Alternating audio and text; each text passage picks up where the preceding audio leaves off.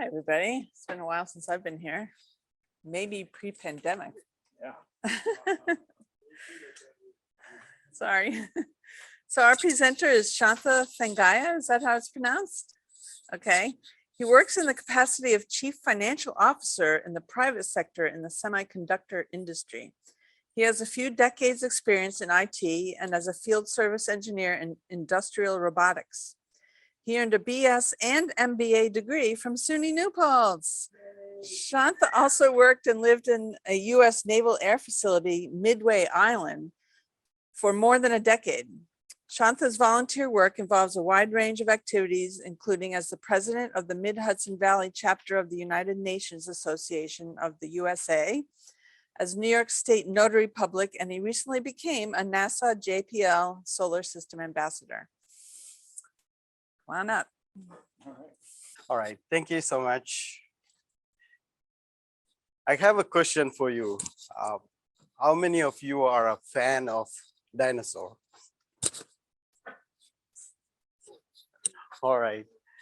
Do we remember when it was extinguished? Like, yes, 65 million years ago. So we are definitely better than the dinosaurs, right? We can say that. We are smarter than dinosaurs. So that, no, you don't think so? Yes. So that's the case I'm making here. Today, my argument is putting all eggs in one basket. That's what we are, you know. We have our cell phones, computers, tablets. We make backups. And when they die, we get a new one and restore. We are good to go. We have one home, one planet, but we don't have a backup. Why not? That's my question. Why not? Alex already introduced a little bit about me. My name is Shantha Thangiah, and the reason I became Solar System Ambassador is last year, I came here, our very own Solar System Ambassador giving a speech, presentation about neutron stars. And I was very much touched when I went home. I did research about it. What is this Solar System Ambassador and how to learn more about astronomy.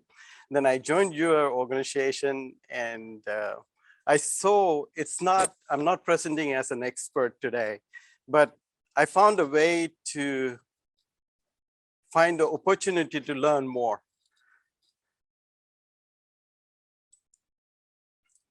So talking about space colony, do we have any experience of space colony? What do you think?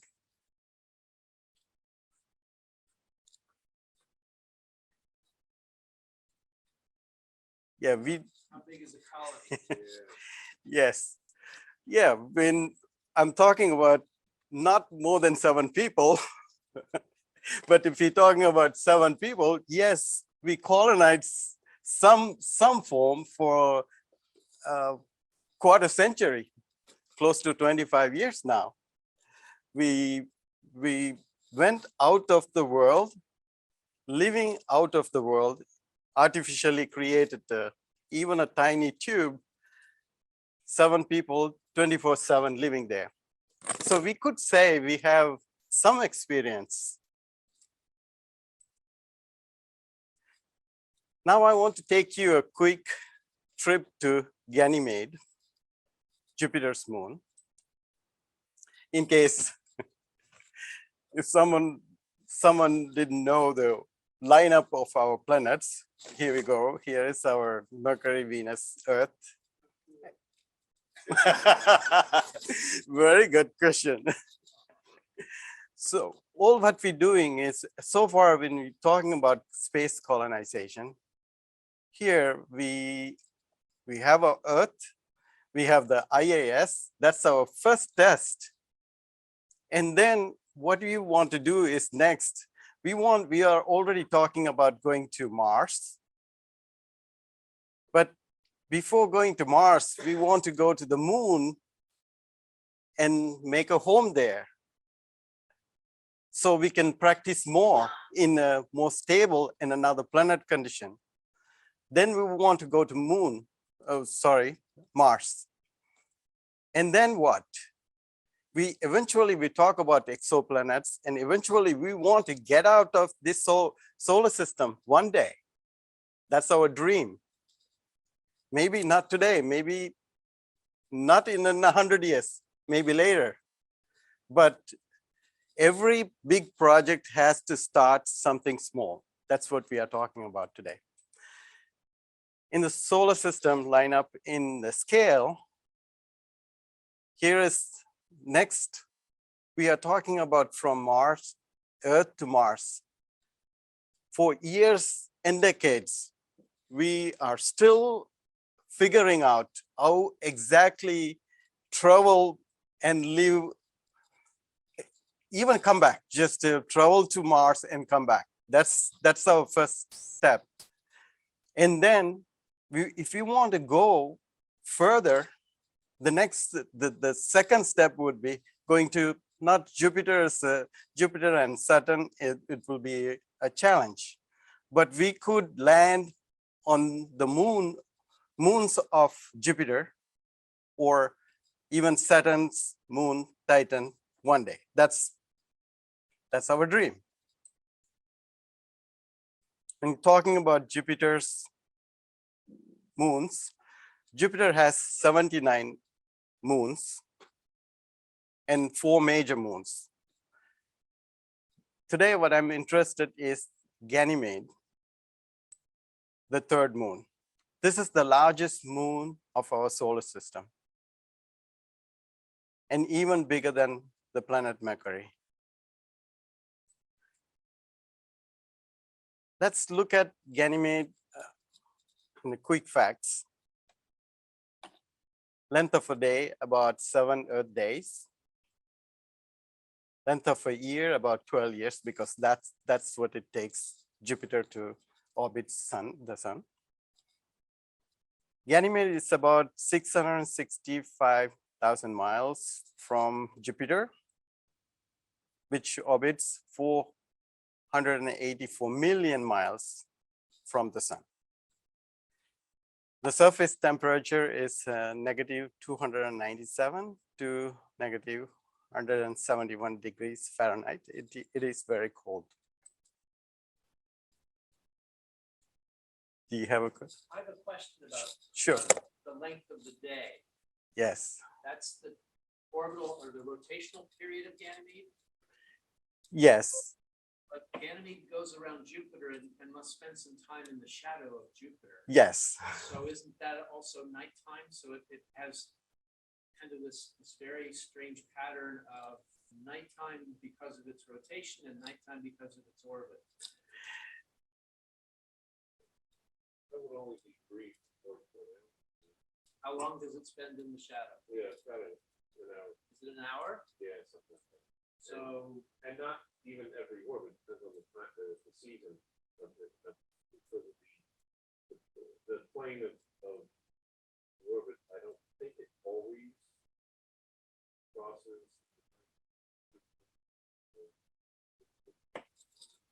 Jupiter's pretty big, so Yeah, there is some tilt to the the axis. same way the moon doesn't always pass in Earth's shadow. Right. I don't know the answer. I'm just curious about how, I mean, that must be very strange having sort of aperiodic Yeah. day, light and dark periods. Not just every, not the variation we have, Right. 12 hours and 12 hours plus or minus for the seasons.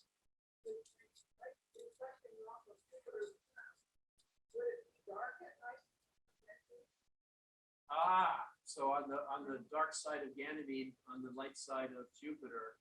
I would imagine a lot of the time it's still space.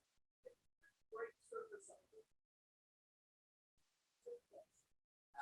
That's a great question. Well, don't If it's know. in Jupiter's shadow, then no, the sun will be on the other side of Jupiter too. Right. Yeah, you wouldn't get. What about refraction? Let's get there. Refraction, yeah. Oh, I love all these questions. Yeah. Definitely. Also, the atmosphere. What's the visibility when we are on Mars? The pictures we took from Mars or close to Jupiter and Saturn. It's totally, when we don't have atmosphere, it's a totally different pictures too, right? And a little more facts about, quick facts about Ganymede. It was discovered by Galileo, of course, that's why we call Galileo moons. And January 7th, 1610, the radius is about 1,635 miles. So it takes 43 minutes for the sunlight to get to the Jovian system. That is also a challenge when we want to land spacecraft. If you want to control here, controlling Mars spacecraft to the Mars already a challenge. And if you have a 43 minutes from sunlight, I'm just saying the difference. So unless if there's a crewed mission, it will be totally has to be AI and artificial intelligence, programmed. Otherwise, we won't be able to control. That's just the distance. But the sunlight takes 43 minutes to get there, and for Earth, what 8 minutes and 3/4 seconds or so. And then the interesting part is they're talking about the thin oxygen atmosphere. We never heard about the atmosphere. I mean, we have Mars, thin atmosphere, but never heard of oxygen atmosphere other than the Earth. So that's something interesting. And the cradles, the surface is at 40% high craded dark region and the 60% light grooved terrains. Talking about we have more water than in our Earth, and here they're talking about the thickness, about 60 miles of ocean and then 95 miles, about 150 kilometers thick crust. We will see some pictures. The amount of rocking, we are looking at the rocking magnetic field, suggests the moon has the surface, seawater, the seawater ocean. Here we're talking about the crust. If the crust by itself about 150 kilometers, it's huge. It's huge to drill. When typically about a kilometer or so when we drill to get fossil fuel, not 150 kilometers. So if we need to drill to get water, it will be really challenging. So it was told, we have an iron core, talking about Ganymede, rocky mantle and ice mantle and saline oceans. Comparing to, our Earth, we have this gift Van Allen belt radiation belt that it protects us from the solar radiation. Yet we still need to wear sunscreen when we go to the beach to block the little percentage of UV rays, right? It's similar, you have magnetosphere in Ganymede. This is the only another planet or moon has other than the Earth. But it's still minor comparing to our Earth. Again, we also have living just close to Jupiter, he's bombarded with his own radiation.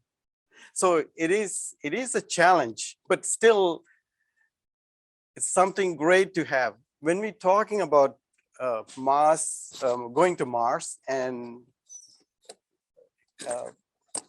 terraforming Mars or building a second home as a Mars. Mars doesn't have any magnetosphere or oxygen atmosphere. But we are some Japanese scientists talking about we could build bigger machines or launch them into L2 orbit, and we can create this kind of magnetosphere to protect us from the radiation, solar radiation. So it's interesting to know. The reason why we are talking about this the colonization is to have a home, another homes, not the second home, maybe the third or fourth home. If we are going to Moon and Mars, maybe this will be our fourth home, not just home. It will be a transit point. We might find a technology from 100 years or later, travel faster. We might be having a transit might be slowing down. So we have to travel faster. It means we are not stopping anywhere. We won't have that technology before we need to transit point, place to place. So Alex told us that I lived on Midway Island. Midway Island is located in the middle of the Pacific, 141 miles from the international date line. So any aircraft flying from US from through the Pacific, any 2-engine aircrafts must fly through every 1,000 miles. You must have an airport. So that's the idea. In case something goes wrong, you should be able to land and save some lives. That's the idea. So in here, what we're talking about is before we have a technology, we could travel real fast out of the solar system.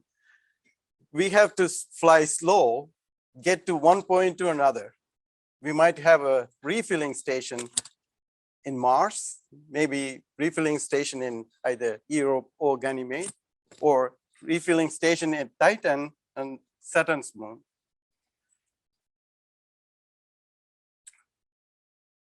Looking at this Juno's mission in 2011, it was just one day before my birthday. It took off the trajectory to get to the Jupiter's orbit. It took 4 years, 10 months, 4 weeks, 1 day. It's very long.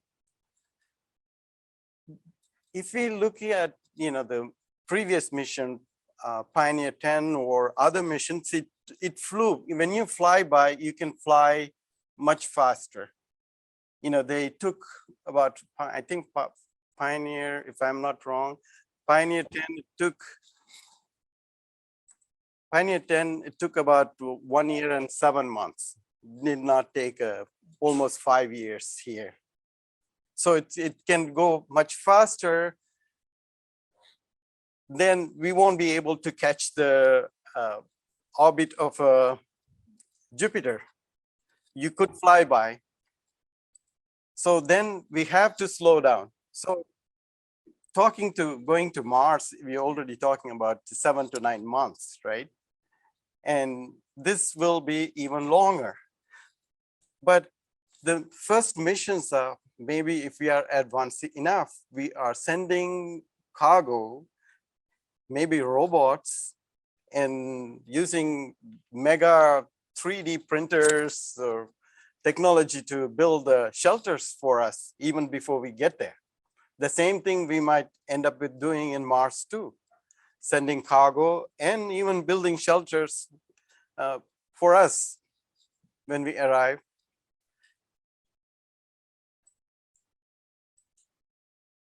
of course, we must mine. We have to do mining to, I mean, there are already companies in the commercial space. They are already launching projects. They want to research about mining.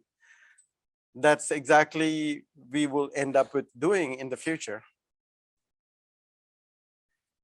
It's a quote from the movie Hidden Figures. How many of you watched this movie? All right, that's an awesome movie. And I love the monologue he was talking about.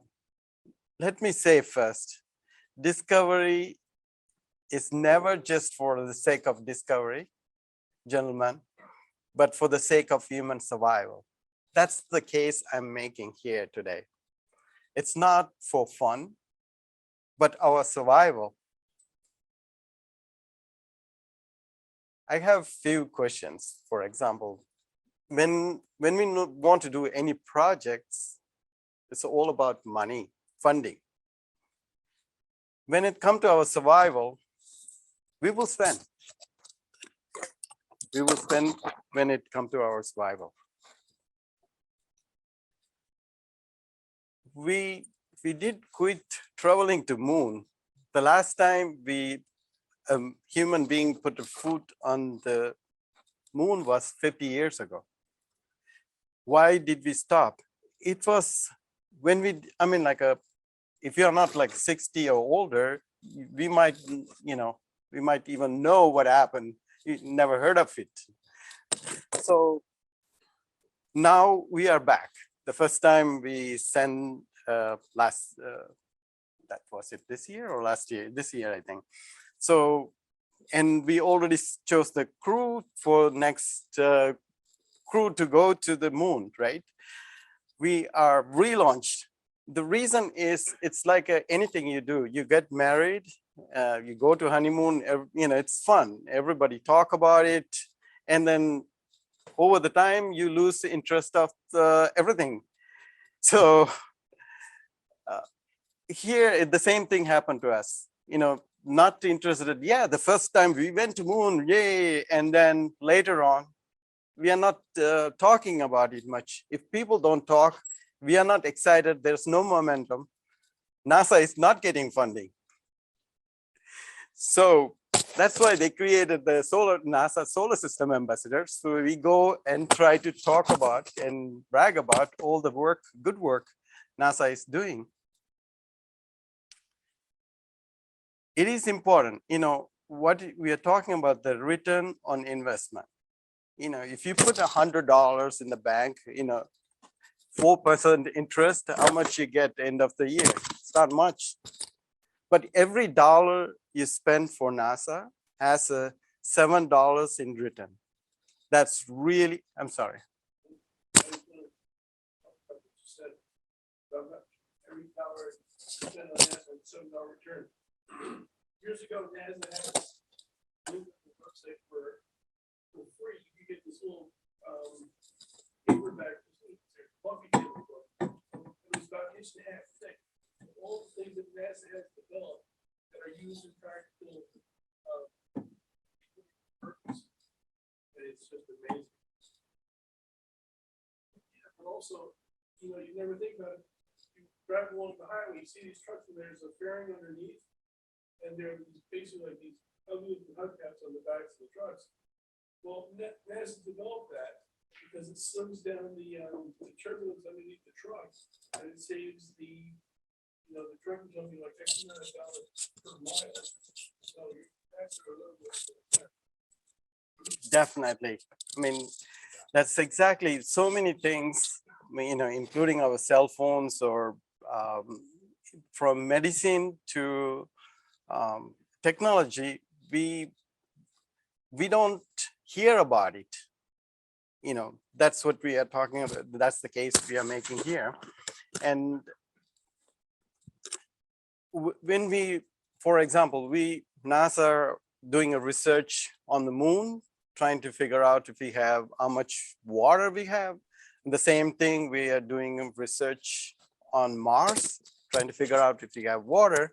But if you're talking to someone really general public, they would argue about, hey, 2.2 billion people without safe drinking water and sanitation today.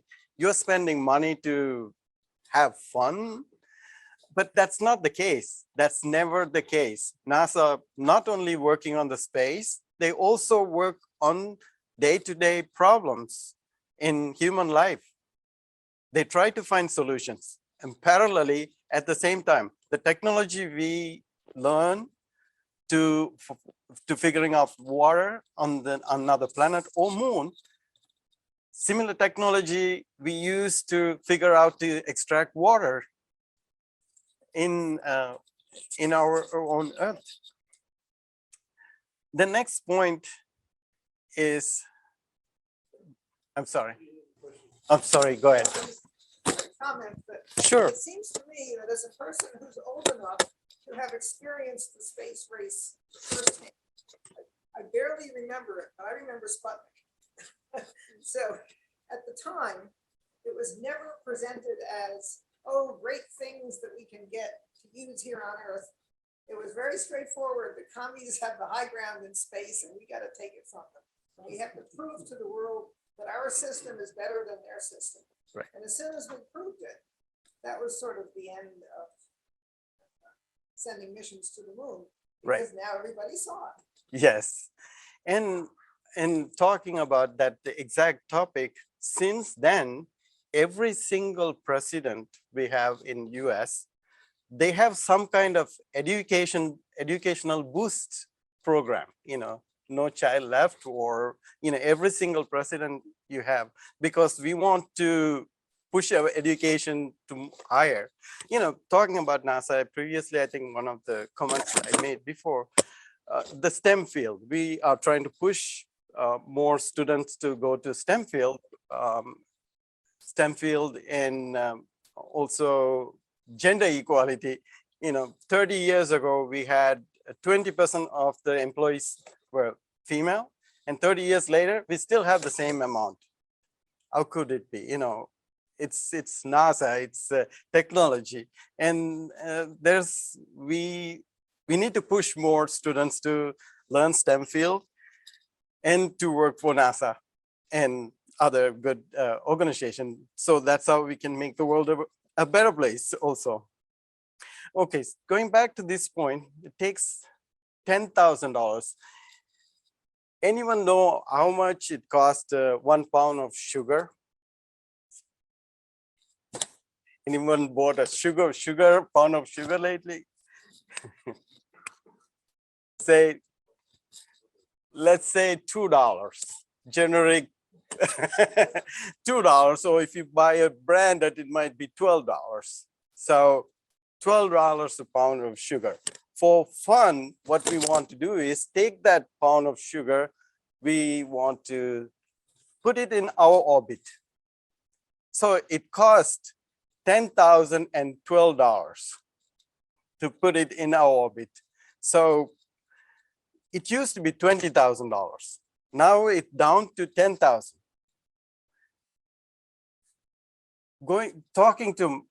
We are talking about going to Mars. The same 1 pound of sugar, if you want to send it to Mars, it takes $150,012.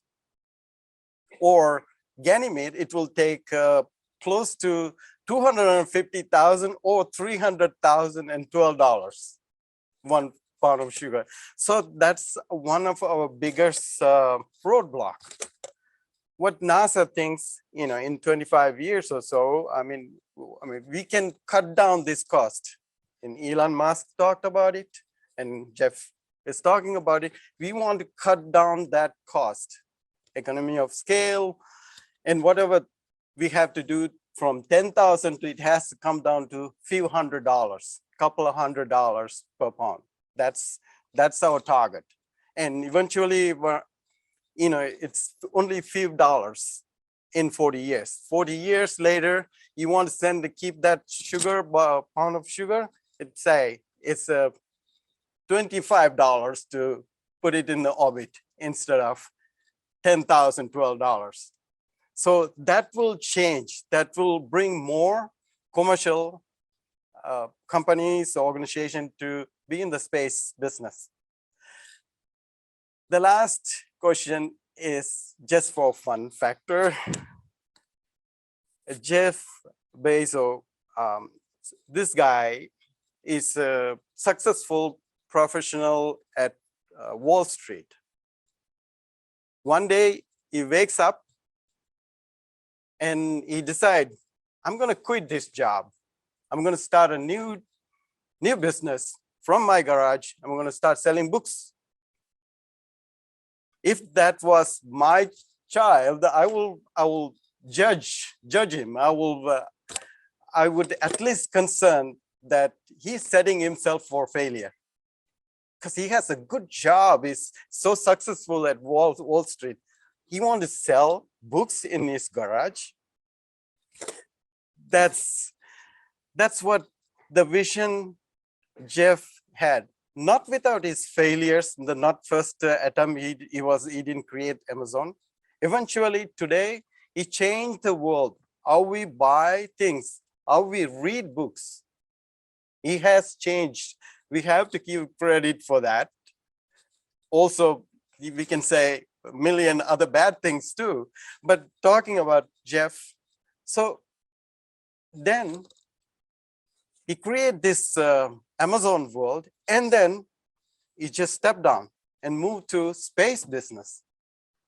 Either he has a continuous vision on space, or we have seen some sports stars, they do really well in one sports, then they decided to move to another sport, they are not that good. It could be like that, or Jeff has a vision and we want more billionaires to come start business. So eventually we will find the way to cut down our cost. Payload, from the $10,000 or going to Mars, it's $150,000 to lower amount. Final couple of points is, talking about resources. Colonization or living in another place is not easy. Water is a big issue. Energy, we could do mining to get a lot of mineral and elements. Food is a big deal. How long we can live without food, I mean, it's a big deal. Talking about climate change, we are living in this earth. Right now, we are in a set path to increase our temperature by 2 or 3 degrees Celsius by end of this century. If we do that, we will have 10 months of droughts. If we have 10 months of drought, how can we produce any food? So that's what we are trying to work on, the climate mitigation. It matters. We want to learn to build, grow food in a different way. Medicines. The other concerns are also gravity and radiation atmosphere. Gravity, we already learned, because with the IAS, International Space Station, we were living, we don't stay for years and years, we live for several months and then come back. We already learned how much bone loss and issues we started having. So without having the same gravity as the Earth, the moon doesn't, the next home could be moon or Mars. And anywhere we go, we have less gravity to deal with. Space travel, it cannot be that bad, because we can artificially create gravity. That's how our next starships, it will be. It will be, when we travel, we will have a gravity to, for our health. Also, maybe we will advance in medicines that could solve the gravity and radiation issues. We can have a million reasons what everything we cannot do, but we can always dream about something. When we have a solar flare or high solar radiation, so solar flares and radiation, we have always concern it will shut down our satellites. So we want to build more resilient satellites that can handle that more radiation. Just talking about Io, the two moons of Io and the Ganymede is the subject today. Io is so close to Jupiter, and the friction is a great deal of friction there. And that friction also reason for the volcanoes, and it's kind of a fireball there. And it creates trillion volts of electricity, the friction by itself. So how many of you remember Arthur C. Clarke, one of these science fiction? Okay, so he was born in UK, and then he moved to Sri Lanka, the country I come from. That's where he spent his rest of life doing writing and teaching and so forth. So I read a book a long time ago. He wrote about satellites. We can have, before we had satellites, that's it's vision. So we have so much challenge to launch a satellite into orbit. It was not a piece of cake. Eventually we learn. Now this became a problem because we have so many satellites and debris in our orbit already. The same way, what I'm arguing here is we could build much satellites much resistant to high radiation, that yet it's functional. If we could build some satellites like that, we would launch them on the Io's orbit and tap some electricity and shoot over either through lasers or even advanced technology. If we have a high amount of laser energy, we can do a lot of things. We can eventually build a home. Of course, the question he was asking about, when we always don't have a line of sight to the sun or one object to another. We will have some blocks. So, the way we have a satellite if using satellite to bring the power energy, and either we will have interruptions or we have a power source batteries to store them. So for example, we have a solar panels at home. During the night, it doesn't produce any electricity, but we have batteries to use them in the night. So in the similar manner, if we are getting only one source of energy, that either we would store with the batteries, or we would have another technology, another way of routing in a different routing, having satellites, more satellites to route the energy. Yes, the Ganymede, we're talking about the crust is about 150 kilometers, 150 kilometers.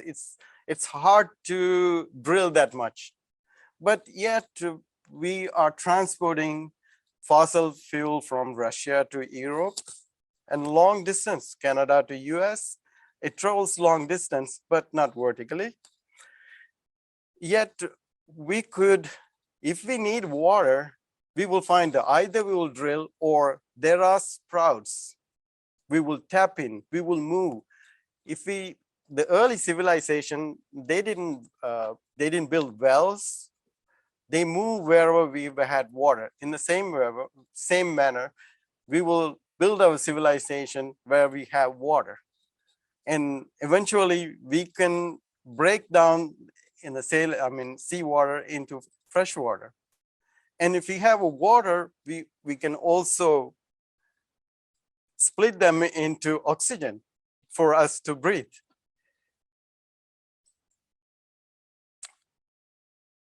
I'm about to wrap up. It's the idea about why we need to colonize. It's not because not only the reason the planet is getting overcrowded or climate. If we can go to somewhere else, it's Neil deGrasse Tyson was saying, if we can go to another planet and terraform or make it livable, we can definitely make our own Earth livable. That definitely we can do that. That's not the case here. Even we learned recent years, the DART project, recent years we learned how to deflect. We tested and we were successful. We are able to deflect any object coming toward the Earth. So it won't be the same case as for the dinosaurs. But what if we missed? So 2 points here. One is for our safety. Second is we want to travel far and we want to take small steps. That's what we're talking about. Have a stations that we could transit. We will find enough people to go live. They hate the Earth, but they will love another planet. They will definitely go. And we must survive. Thank you very much. And I will take any questions or comments you have. Thank you. Yes. You mentioned that there's oxygen. Atmosphere. Thin, yes. What kind of pressure? Yes, it is not much. I don't know exactly how much the Pascal, I will definitely post on today's program later on the meetup group. I will post it, but the questions I cannot answer right now. I will post, looking at my notes. Yes, I'm not sure exactly how much the pressure, but eventually this is a thin atmosphere, but we already have proven technology that whatever the tree is doing, machines can do the same thing. You can extract the CO2 and oxygen, the other materials, and produce oxygen.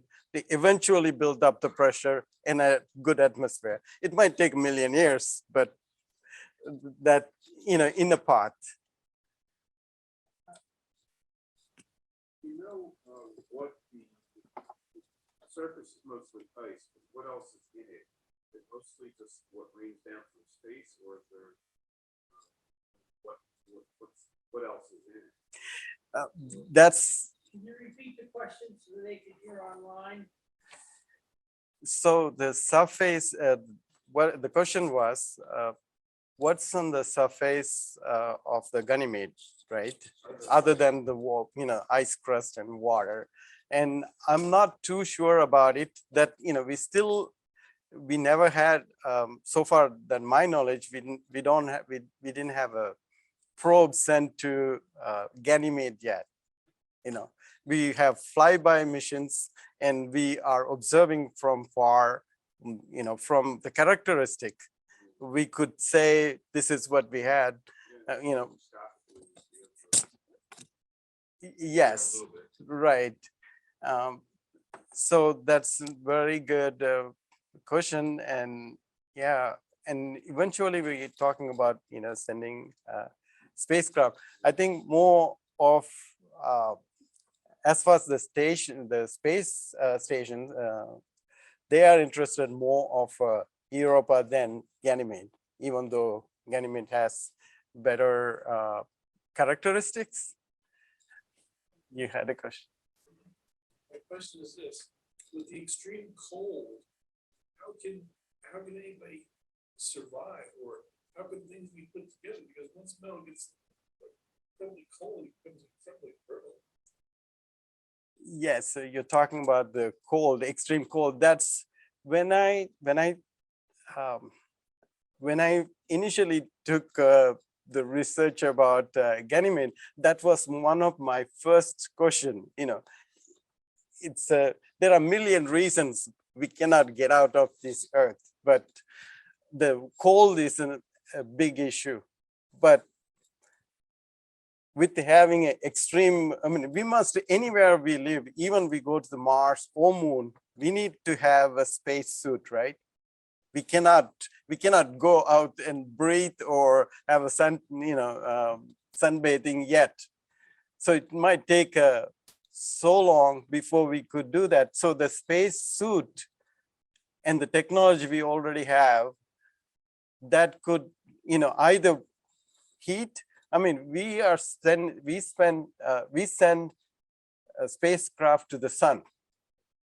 Anything should melt on the sun's heat, but we found the technology to have to block or reflect the sun, the heat. The same way, there are so many materials I found that could withhold high level of cold as well. And worst case, we might have to have a heat pad, so heating systems in place. Thank you. Welcome. All right, sure. So you had said something about generating a magnetic field at a Lagrange point. Yeah. And someone asked in the chat that same question. Could you explain that Yes. idea further? Yes, there is in Japanese scientists working on a technology. They could create machines artificially creating a magnetosphere to imitate like a Van Allen belt, what we have in the Earth. So what they're talking about is not, we don't want to run like for example, a motor spinning a motor, just not to create the magnetic sphere, but at the same time we will generate power as well. So for example, this is, Ganymede, we have a similar to Van Allen belt, but not that strong. But, the next project is not a Ganymede or, Titan. The next project is everybody's talking about is Mars. We don't have something. So that's what people researching today. They want to create something that eventually we can artificially simulate the Van Allen belt. So I will post some. I will post on the meetup today's event some reference that give you a video about what they how to generate the. For an entire planet, that seems like a Yes, yeah, it's. Yes, so if something like that, you need to have like a unlimited energy from some source too. Sun's energy is not enough. I'd be thinking that to just have enough energy to live there, to oxygen out of water to generate heat, you're probably waiting for fusion powers become commonly usable, but that to be able to power your society there. You don't have enough of the sun anymore. Right. And some of this thoughts about they have some deuterium, I think deuterium or some kind of element, hydrogen element they have. In a so little, you could using a similar to nuclear, not the fusion yet, but without having a fusion, they could still create a microgram of that element. You could create equivalent to like a 20 tons of coal burning. So that some elements you have it in Mars already. So you know anything is the limited resources. You could run up to so long, creating the energy to power up something like that, or still live in the domes.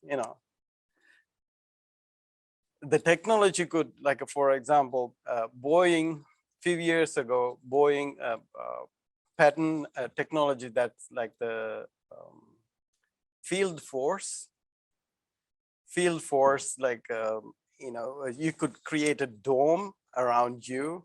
So like, especially they wanted to do it for military vehicles, so if there's a bomb blast or a missile attack or something, they could sense it and create a bubble to protect it. So eventually we will get to, things are far away, and I mean, the one last thing I want to say is like my personal opinion is like we were struggling when we were printing electronic circuits. When you have a design, you need to have a return on investment before you put a new technology, because whatever you make a product, you need to make money out of it before putting a new product, right? So the electronic circuits are that always the case. So it took a long time to evolve until we started putting software on it. So we can do a upgrade without changing the entire board. So we have the technology grow faster when we started putting software. In the same way,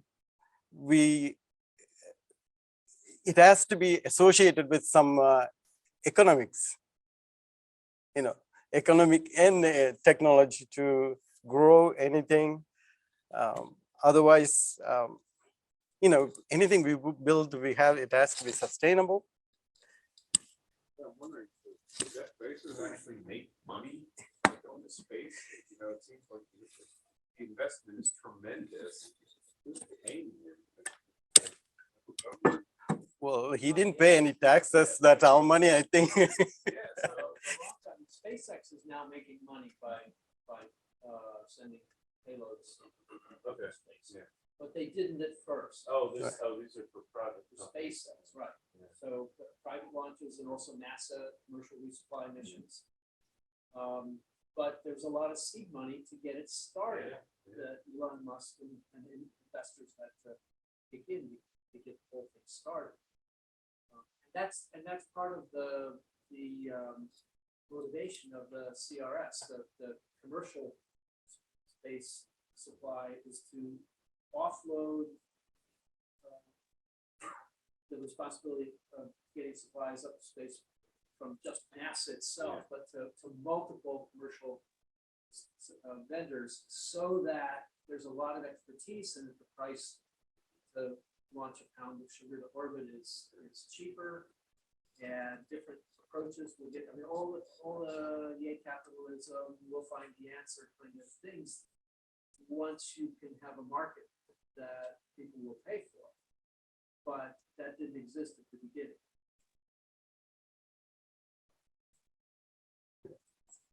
I mean, they cut down the cost to close about a couple of hundred million, couple of hundred millions to launch a satellite of the rocket, instead of like we were spending like 10 times more before. So. Okay. Thank you. Further Thank you. questions? Any further questions on the Zoom channel? All right, Shantha, thank you so much. Thank you. Thank you for the Outstanding. opportunity.